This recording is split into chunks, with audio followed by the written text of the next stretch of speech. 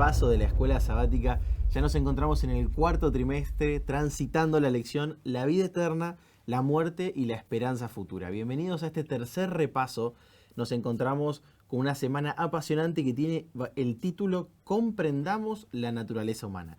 Y quiero presentarles, para que podamos disfrutar juntos de este maravilloso repaso, a los dos invitados del día de hoy. A mi derecha tengo al pastor Lucas Muñoz. Bienvenido, Lucas. ¿Qué tal, Leo? Es un privilegio poder estar en este momento de repaso juntos. Gracias por aceptar nuestra invitación. Y a mi derecha tengo al pastor Daniel Plenk. ¿Cómo anda, pastor? ¿Qué tal? ¿Cómo estás? Muy bien. ¿Usted bien? Bien, bien. Estaba pensando que la lección es la más difícil, la que nos ha tocado. Creo que todas son desafiantes, pero este está particularmente desafiante. Así que hablando de desafíos, si les parece, vamos a pedirle a Dios que nos acompañe para que pueda ser de bendición este repaso. Así que, Lucas, te quiero pedir si nos acompañas en oración. Muy bien, vamos a orar. Amado Padre que estás en los cielos, te agradecemos, Señor, porque en este momento podemos buscar tu presencia en tu palabra también, y te pedimos, Señor, que tú nos puedas instruir a través de ella, y principalmente que tu doctrina que viene de lo alto sea quien dirija nuestras vidas. Pedimos esto en el nombre de Jesús. Amén. Amén. Muy bien, gracias, Lucas. Y ahora sí, si les parece, acompáñenme a Génesis 2.7, que es el versículo central, llamado de memoria. No, tranquilo, no se los vamos a preguntar de memoria. Pero el versículo central para esta semana dice lo siguiente. Entonces Jehová Dios formó al hombre del polvo de la tierra y sopló en su nariz aliento de vida, y fue el hombre un ser viviente. Tremendo versículo, ¿no? Es icónico para nuestra identidad, para entender cómo fuimos hechos, ¿no? Y quería abrir con una pregunta para el pastor Plenk. Preguntarle algo simple. ¿A qué nos referimos cuando hablamos de naturaleza humana? Una preguntita fácil de responder seguramente. Y una pregunta acompañada también sería, ¿qué nos dice el Génesis acerca de nuestra creación y la de los animales, ¿no? Por un lado también.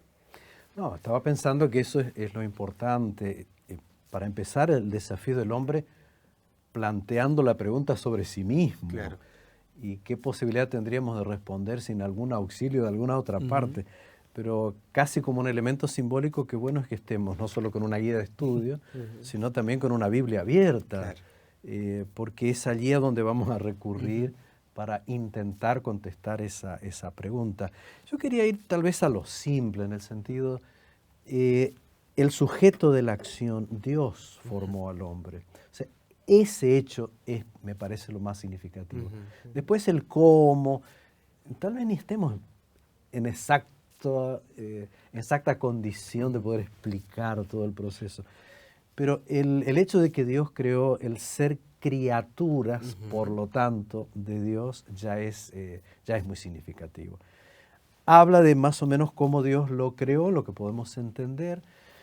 Y claro, este texto, que como decías, es un texto clave de lo que se llama la antropología bíblica, o sea, el concepto del hombre en la Biblia, está dentro de un relato. El relato es el relato de la creación, en la creación en general y del hombre en particular. Y es evidente que hay una diferencia. O sea, el Génesis establece esa diferencia.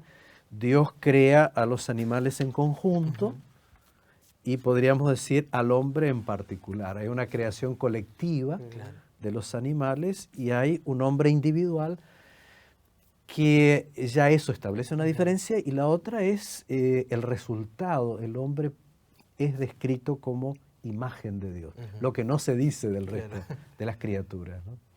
Y Lucas, tengo una pregunta particular porque cuando nosotros vemos estos textos que hablan de la antropología humana, el profe nos introdujo de gran manera este tema, entendemos que hay algunos términos que son complejos. ¿Por qué digo esto? Nosotros hablamos español, ¿no? Intentamos hablar español. Es una lengua muy linda, muy rica, y los que estudian saben que está viva, porque con el tiempo va cambiando, ¿no? Tal cual. En cambio, también se habla de lenguas muertas, aquellas que quizás ya no son utilizadas y tampoco sufren cambios. Actualmente, el concepto de alma es muy particular. Tiene una connotación eterna, por así decirlo, inmortal. Hay varias acepciones, ¿no es cierto? La pregunta que te quería hacer es, ¿qué entendemos nosotros en la Biblia cuando se utiliza la palabra alma? ¿Es lo mismo que entendemos culturalmente o hay alguna diferencia? Bueno, es sumamente interesante porque, como bien decías, el tema de terminología siempre es muy importante. O sea, a veces partimos de bases y sobre ellas creamos las creencias. Claro. Y por ahí la base no está digamos así, del todo sólida por esto que nos pasa, ¿verdad? Que estudiamos en una lengua anterior que hoy por hoy no está en uso, al menos no en nuestras latitudes de la forma en la que está. Y sin embargo presenta desafíos, porque por ejemplo el concepto de alma, y tengo acá un versículo que menciona también el autor en Ezequiel 18:4, que dice, aquí que todas las almas son mías, como el alma del Padre, así el alma del Hijo es mía, el alma que pecare, esa morirá. Entre tantas versículos que tienen que ver con esto. Y tiene mucha relación en el concepto que ellos tenían, estamos hablando del pueblo hebreo, judío, en relación al alma. Nosotros tenemos una influencia muy grande del pensamiento griego, ¿verdad? El dualismo, podríamos decir. El griego siempre separaba lo material de lo espiritual. Claro. Lo material con una connotación negativa y lo espiritual con lo positivo. Entonces, eran dos cosas que, sin lugar a dudas, tenía que separarse, y eso no era algo que estaba entendido cuando fueron escritos estos textos con el pensamiento judío. Entonces, para un judío, el ser humano es indivisible.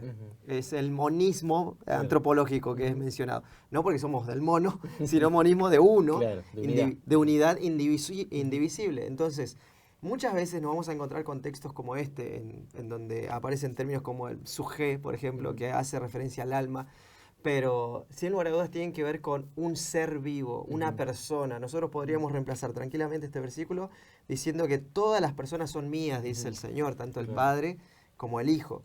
Pero es interesante que por ahí tenemos que correr ese pensamiento que es heredado, que a veces que lo hacemos sin pensarlo, e ir justamente a la fuente que tiene que ver desde el hebreo y entender cómo ellos vivenciaban todo esto. Entonces ellos comprendían que nosotros no tenemos un alma, sino que somos un alma. Exactamente. Esa es la referencia. Sí. Claro. Y la persona es física, espiritual, mental, emocional, todo lo que hoy por hoy la Organización Mundial de la Salud ve como el ser humano. Bueno, el hebreo lo entendió siempre así.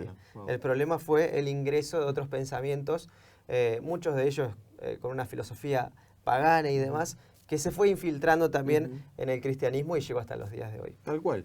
Y otro término complejo, le quería preguntar al profe Plenk, es el de espíritu, porque la Biblia en reiteradas oportunidades habla del espíritu, y quizás para algún amigo que nos está viendo puede haber llegado a ser confuso lo que hoy es el espíritu, y por eso le pregunto, ¿qué significa en la Biblia ese término? Sí, es la necesidad de volver a explicar ese proceso de creación. Lo que plantea ya desde Génesis 2 es que Dios modela al hombre y ahí le da algo, le insufla lo que nosotros llamamos el espíritu.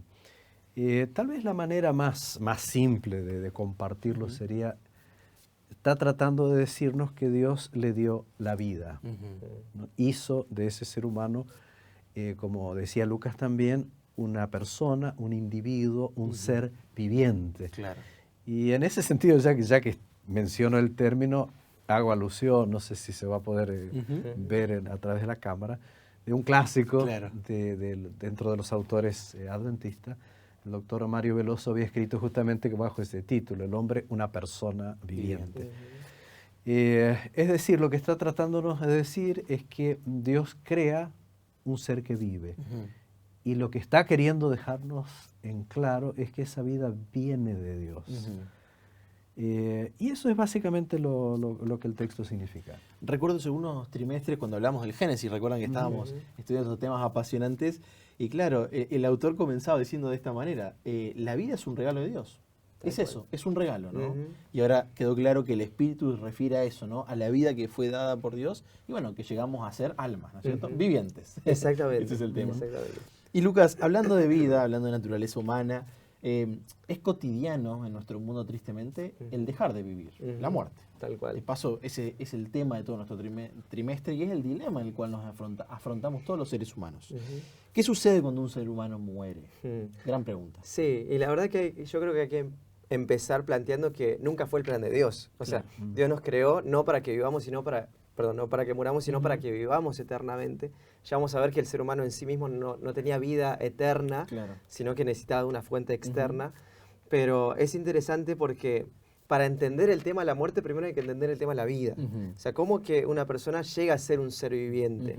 Y ahí el pastor lo mencionaba recién, en Génesis 2:7 menciona esta creación del ser humano y menciona muy claramente que Dios forma al hombre del polvo y sopla aliento de vida, y entonces el hombre llega a ser un ser viviente. Claro. Nunca la Biblia plantea como estos objetos, podríamos decir, esta forma en que se crea la vida, que divididos pueden continuar teniendo vida. No sé si me explico. Nunca el polvo cuerpo, por sí mismo. el polvo sin el aliento puede tener vida, Claro. y nunca el aliento sin el cuerpo tampoco lo tiene. La Biblia nunca lo plantea así. Entonces es interesante ver cómo una persona llega a ser un ser viviente, porque en lo contrario va a pasar, cuando una persona muere, pasa al revés. Claro. Incluso la Biblia menciona, el cuerpo vuelve al polvo y el aliento vuelve a Dios. Nuevamente, separados nunca es un ser viviente. Para que llegue a ser viviente tienen que estar juntos. Y menciono solo una ilustración que puede servir. Yo tengo mi teléfono, acá tenemos nuestros teléfonos también.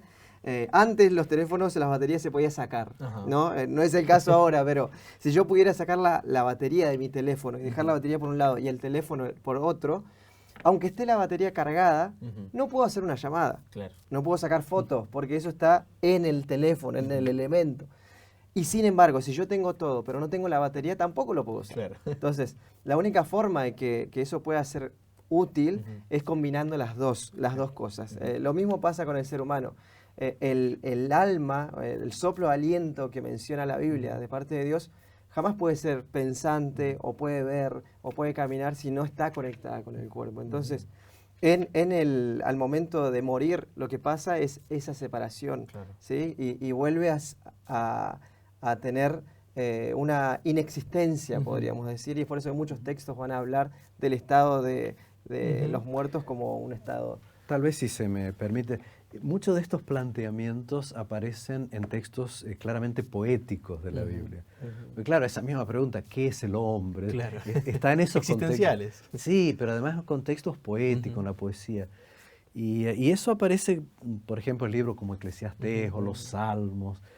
Y es como que plantearan que aquello que ocurrió o narrado en el Génesis, en el momento de la muerte, es como que se diera el proceso inverso, ¿no? Claro.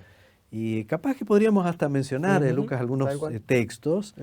Y estoy pensando en el Salmo 104, por ejemplo, verso 29, que aparece en la guía de estudio, donde dice, escondes tu rostro, se turbas, les quitas el hálito, el aliento, ¿no? Dice, dejan de ser. Claro. O sea, ya lo que era, ya no es. Dice, dejan de ser. Y vuelven al polvo. O sea, todos los mismos elementos de Génesis 2:7 aparecen en el Salmo 104. Claro. Que de paso es un salmo dedicado a la creación. Y acá menciona qué pasa cuando ocurre el proceso de la muerte, ¿no? Decía, bueno, ¿por qué planteamos el tema de la muerte? Bueno, porque todo el trimestre va a hablarnos de la vida eterna y de la esperanza de esa vida. Pero ¿por qué estaríamos hablando de eso si ya la tuviéramos? Claro, El problema es que, como no dice Jorge Luis Borges, que morirse es una costumbre que suele tener la gente. Claro. ¿no? Entonces, frente a esa realidad, bueno, y hay algo más allá. Y sí, claro que lo hay. Y estaba pensando en textos como el Salmo 146, casi un texto paralelo al anterior, el verso 4, dice, pues sale su aliento. Claro. El proceso inverso, ¿no? Y vuelve a la tierra. En ese mismo día perecen sus pensamientos. Bueno, claro. O sea, el hombre ya no piensa, ya no siente. Claro, supongo que la pregunta vendrá después, ¿no? Y entonces, ¿cuál es la esperanza? Claro. Si esa realidad de la existencia no es más al momento del deceso, ¿y cuál es la esperanza? ¿No? Supongo que a eso tendremos que llegar. Vamos a tener todo un trimestre para estudiarlo, pastor. Seguramente. Y antes de eso tengo una pregunta también en torno a nuestra creación, porque ahí se menciona, y lo dijimos al comienzo, que fuimos hechos imagen de Dios, pastor, ¿no? Sí. Y el plan original no era que muramos, definitivamente no era que nosotros en 80, 90 años dejáramos de ser. Ahora, ¿qué significa relacional y ontológicamente, en relación al ser humano, que hayamos sido hechos a imagen de Dios? Por eso digo que qué desafío el de esta semana, porque estamos tratando asuntos que los teólogos han discutido por siglos. Miles de años. Y nosotros queremos resolverlo en un ratito. Pero yo diría, para ser simples, ¿no? Aquí tenemos una característica del hombre, me refiero a ser viviente, hombre y mujer, ¿no? Que lo diferencia del resto, lo diferencia de los animales. Yo lo describiría en dos frases o dos expresiones, si me permitís. Yo diría, primero, describe la posibilidad de que el hombre tenga una relación peculiar con Dios, que otros seres vivos no tendrían, otros animales, mejor dicho, los animales no tendrían. Sí, hay una relación con Dios, pero lo otro tiene que ver con la función del hombre en este mundo.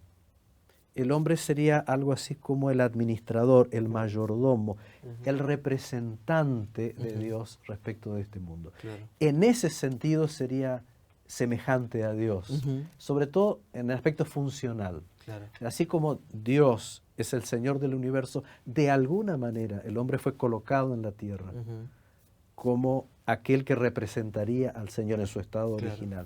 Pero evidentemente hay algo en el hombre que hace que él pueda desarrollar una relación con Dios personal, directa.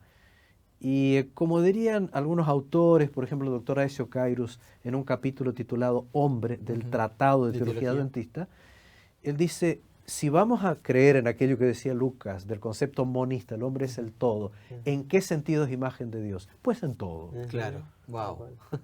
Claro, no es una parte del hombre, sí es una faceta del hombre que le permite vincularse con el Creador y a la vez con el resto de la creación. Desafío, ¿no? De poder involucrar a Dios, porque Él nos hizo en todas sus áreas, en nuestras áreas semejantes a Él mismo. ¡Wow! Qué gran desafío el nuestro al entender cómo fuimos hechos realmente.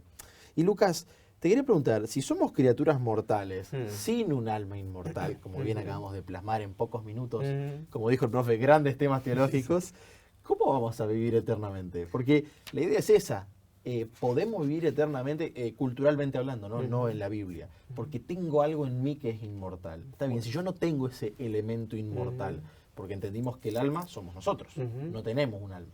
Ahora el espíritu vuelve a Dios, mi cuerpo se vuelve polvo. ¿Cómo voy a hacer yo para poder vivir eternamente? Que es la promesa, ¿no? Bueno, acá encierran muchas cuestiones también en relación a Dios mismo. Primero, resaltar que el único que tiene vida en sí mismo es Dios.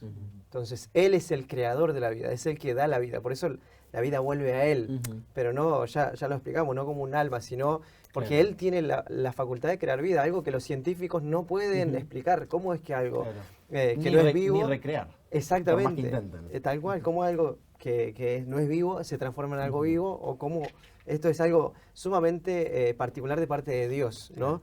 Ahora, si el ser humano no es de forma inherente inmortal, digamos, ¿qué es lo que pasa? Es interesante, volvemos al Génesis. Ahí nosotros podemos ver que está el árbol del conocimiento del bien y del mal, y está el árbol de la vida. Claro. Entonces, Adán y Eva iban a ser inmortales, iban a ser eternos, siempre y cuando comieran del árbol de la vida, una fuente externa que Dios les dio, ¿sí? Porque en ellos no estaba. Ahora, me gusta esto, fíjense, Génesis 3:22, dice, dice la Biblia, y dijo Jehová Dios, después de que ellos cayeron, he aquí el hombre es como uno de nosotros, sabiendo el bien y el mal, ahora pues, que no alargue su mano, y tome también del árbol de la vida y coma y viva para siempre. Entonces ahí se plantea una situación. Ahora el pecador, si extiende la mano en esa fuente de vida, puede ser un pecador eterno. Y el problema del pecado se va a colocar de forma eterna también. Entonces esa es una de las razones por la cual Dios lo saca del Edén. Esa es la razón por la cual Dios lo saca del Edén.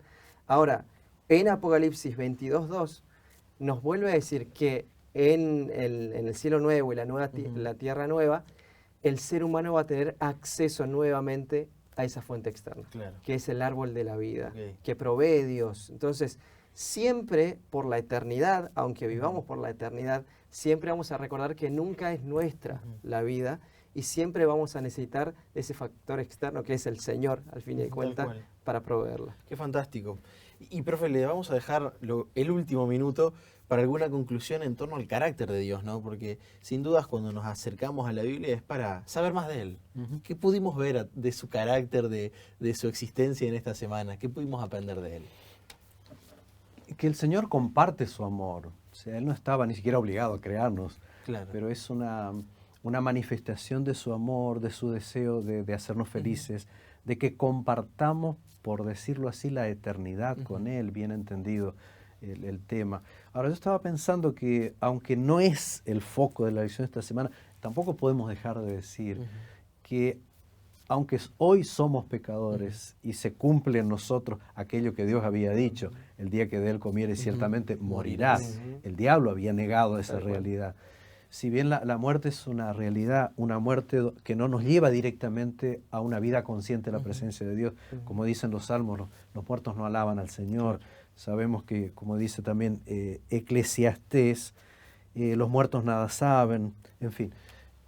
Pero si hay una esperanza de trascendencia, de eternidad, es porque Dios elaboró un plan de salvación.